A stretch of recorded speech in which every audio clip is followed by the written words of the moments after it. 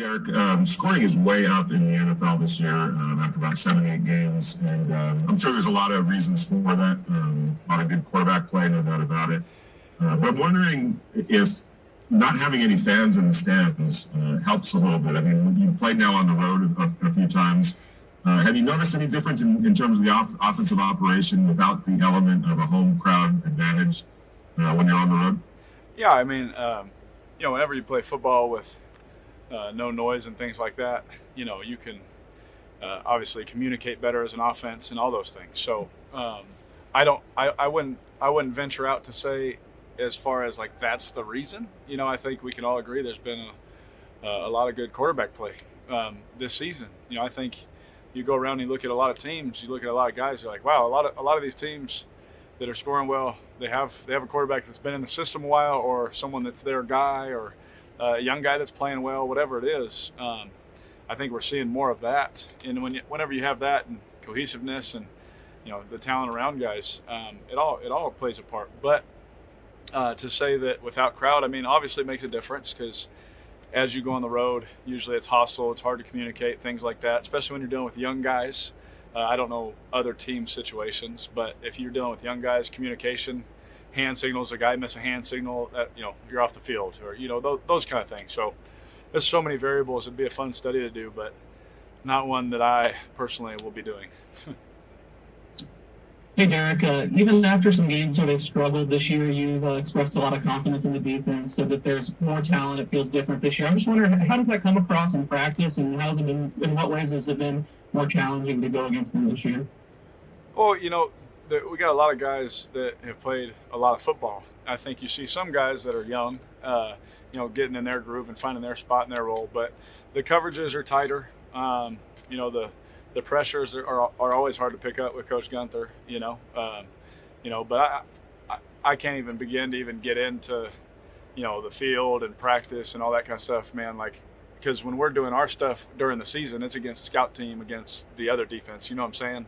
And when the defense is up, honestly, the person would be great to talk to would be Nate and Marcus. They would be able to tell you, man, this is what it's like, this is what I see and that kind of stuff, because they're trying to defeat it every day. So just from what I see, the energy level is higher. The energy level from the coaches, from the players, the effort of running to the ball, it's something that jumps out to you. It's something that you notice.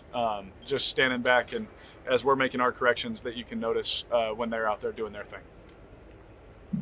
Hey, Derek, obviously your guys' focus is on the Chargers, your next opponent coming up. But when you peel back a little bit and look at the schedule as a whole, how big of an opportunity is this for you guys, given that you have 3 straight games against AFC West opponents? Oh, big stretch for us, and that. I mean, any time it's in division, those games mean more than just one game, right? And so very, very excited for the opportunity that we have, in front of us. But again, we have to take it one at a time. The Chargers, they're 2-5, and everyone talks about that. But, I mean, they're beating some of these really good football teams by, 10, 13, 20 points at some points, and they end up just losing them. However, at the end of the game, you got to watch the film to see. But every game, especially in the division, I've been a part of this. I've been an 0-10 team, and when we beat the Chiefs, right? It doesn't matter. When you're in the division, at any moment, someone can beat somebody. So you got to make sure you have a great week and bring it on game day. Because if you don't, especially in the division, you know each other too well. You can't win games if you don't bring it during the week. Hey, Derek, last year at this point, your rookie class had pretty much just jumped off the page as being something really special. This year, like through no fault of their own, they've been hurt mostly. Plus, there was a virtual off season. We've seen flashes. But what can some of these guys do? Henry, now that he's fully back, Edwards is coming back, Arnett's coming back. How big can these guys be over the last 9 games of the season? Yeah, we're going to need them, Jerry. You're right. I feel bad for a lot of these guys because they've been hurt. So they don't put up like the rookie touchdown record or whatever, like leading the rookies in touchdowns like the group did last year. Or, certain things like that. You look at Arnett. He hasn't been able to play. Tanner hasn't been able to play. Obviously, Henry has missed some time. Brian has missed some time. And so you feel bad for him. But with that said, going from here and going forward, you hope that we can get these guys healthy and have them because we're going to need them. We're going to need every single one of them to step up and play big roles for us if we want to do what we want to do. If we want make the playoffs, try and win a division, try and do these kind of things, try and win a Super Bowl, we're going to need every bit of every person during that stretch. It's going to take everybody. So they have the talent to do it. They have the ability. We just need them, now. And sometimes you get hurt and nothing you can do about it. But we're going to need them now on the field so we can hit the ground running and try and get a rhythm as best we can. This is Hondo Carpenter. I don't mean as a quarterback, but as a captain of this team, 7 games in, can you tell me what you're most pleasantly surprised with? Maybe a concern you had before the season. What's your most pleasant surprise with this team 7 games in? Oh, man. I guess the most I'm not surprised, but what I've been fired up about is about, with all the injuries and things that have happened on our offensive line, is those guys that have had to come in and fill in. It wasn't a surprise. We knew the talent that they had, but I guess the thing that has been pleasant, so to speak, is just watching how well that they've played. The guys that didn't get all the first team reps during camp and all that kind of stuff. Really, really, really happy with the way they've been able to play, because without some of these role guys filling in the big spots, even Coach said, I think Denzel Good is our unsung hero. He's the team MVP right now. Like that guy, what he's been able to do for us, it's unbelievable what he's done for us. And so just looking at all of those guys that have had to come in and play a role, I would say that it was something, I guess, unexpected, because we didn't expect all of our guys, to be hurt or missing or things like that. And these guys have come in and played huge and played really well for us. You talk about the offensive line, and we know they played well this weekend. We know the backs ran hard. Is there a reason in your mind, after watching film, why the run game really clicked the way it did this week? It's hard to say, especially in a game like that. It's one of those games where you turn it on and, at one point, you see trash blowing across the film, and then you see the goalpost shaking, and it's one of those films where you watch it like, yeah, you got to play the game, but the element of the play action ball is what it is. Any passing over 10 yards is what it is. We're all praying and crossing our fingers at that point. So they knew we were running it. We know they're running it. It's just one of those games you try and get in the best looks and mosh pit it up in there. But looking back at that film going forward, I don't know what the correlation would be. I just know that the double teams, the footwork, all that kind of, the vision, all that kind of stuff was on point. It just looked good. And so I got the best seat in the house. I get to watch it from my point of view, and the line of scrimmage was moving. And if we can continue to do that, good things happen for Josh. Hey, Derek, there's so many talented quarterbacks in the league now, and you got one. The Raiders are playing against one this week, and I wonder if you had a chance to well, first of all, assess him. If you had a chance to talk to Justin, and I know you're friends with Marcus, and you kind of talk to him a little bit about what this Justin guy can do for the defense, or?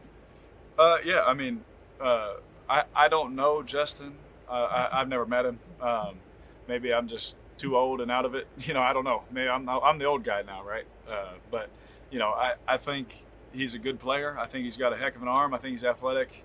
I think he's been able to do some really, really great things in his rookie year. I think the Chargers fans, that should be really excited about him. I think he's a special kid. I think a lot of these young guys that have played this year, this might be one of the better rookie classes in a while. I mean, just being calling what it is as a whole.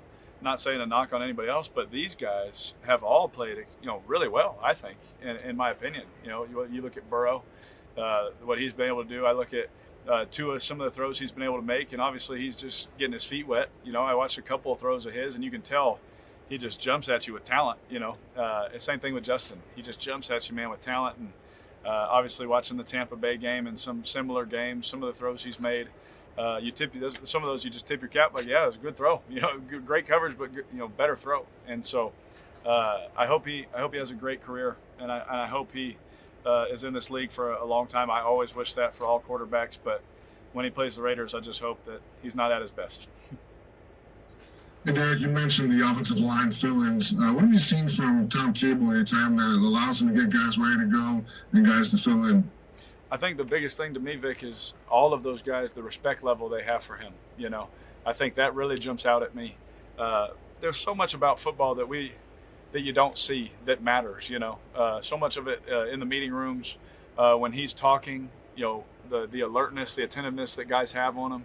You can really tell a lot about what people think about a coach when they're up in front talking. You know what I'm saying? And anytime he's talking, all those eyes are on him. You know, he just has that way about him. Obviously, the respect of he's a Super Bowl winning coach. You know, he's coached some of the the best backs and some of the best linemen to play our game. You know, and you just it's a certain respect level you have for those kind of people.